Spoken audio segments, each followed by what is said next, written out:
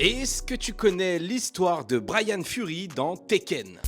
Bryan Fury, ou Bryan Fury pour ceux qui veulent dire à l'anglaise, mais moi je le dis en français, c'est l'un des personnages les plus imprévisibles et brutaux de Tekken. Ancien flic d'Interpol, il est mort dans l'exercice de ses fonctions, mais il va être ramené à la vie par le docteur Abel, un savant fou et rival du docteur Boskonovitch qui va le transformer en cyborg de guerre. Sauf que Bryan ne va pas devenir un héros, il devient un psychopathe sadique, totalement instable, qui ne vit que pour le chaos et la destruction, c'est donc un méchant dans le jeu. Côté combat, Bryan est un monstre de puissance brute. Il frappe comme un camion lancé à 200 km/h.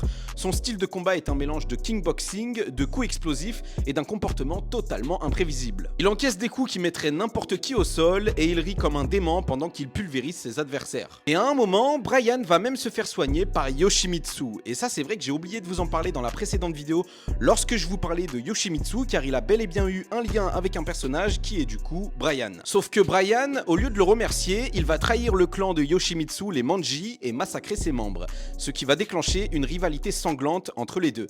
Et comment j'ai pu oublier de vous dire ça dans la vidéo de Yoshimitsu, les gars, je suis désolé. Yoshimitsu, lui, c'est un genre de ninja samouraï avec un code d'honneur, et Bryan, lui, c'est son exact opposé, violence gratuite et zéro pitié. Et quand le docteur Abel, qui a donc transformé Bryan en cyborg de guerre, va comprendre donc qu'il devient trop dangereux et obsolète, Bryan va décider de le buter. Il devient alors totalement indépendant, errant dans le monde pour satisfaire son besoin de combat et de destruction. Dans les récents Tekken, Bryan ne se bat pour aucune cause. Il est là pour détruire, exploser des têtes et foutre le bordel. Il a affronté Dragunov, Lei, Yoshimitsu et même des robots de la G-Corporation, tout ça juste pour le fun.